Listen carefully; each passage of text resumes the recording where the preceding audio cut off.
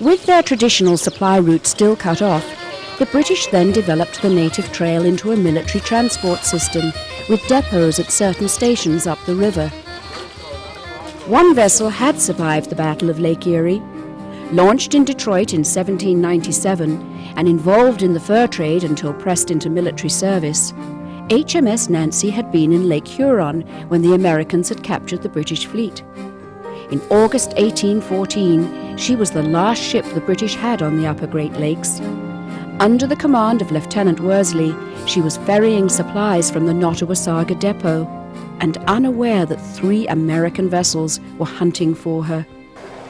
The HMS Nancy was en route to Fort Michilimackinac with supplies when it was intercepted by a messenger from Fort Michilimackinac to inform her that she is to return to the Nottawasaga River, and Lieutenant Worsley was to hide her from the American fleet.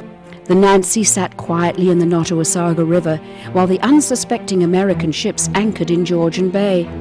But when American soldiers went ashore to cut firewood, they saw the mast of the Nancy over the trees, and the battle began. They would have been firing from Georgian Bay across the sandbar.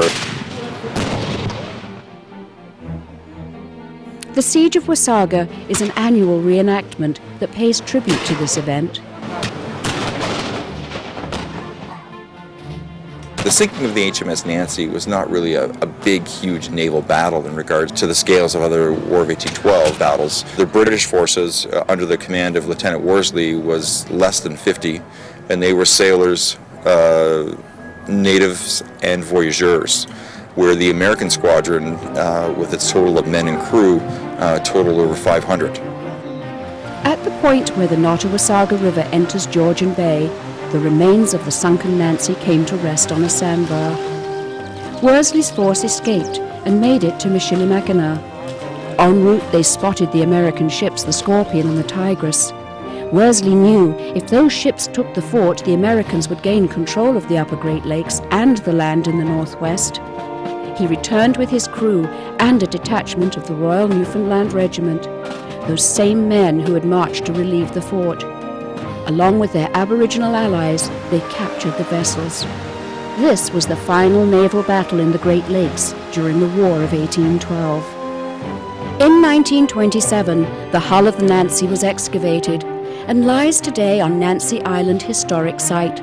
The island sits in the middle of the Nottawasaga River, close to where it enters into Georgian Bay, just a cannonball shot away from the longest freshwater beach and one of the most populated summer resorts in Ontario. On one hot summer weekend, when you tire of the sun, sand and swimming, you can stroll around and witness the Siege of Wasaga, the soldiers' encampment on Nancy Island, marvel at the incredible march of the men of the Royal Newfoundland Regiment, and visit the museum that is a legacy to a schooner and her crew.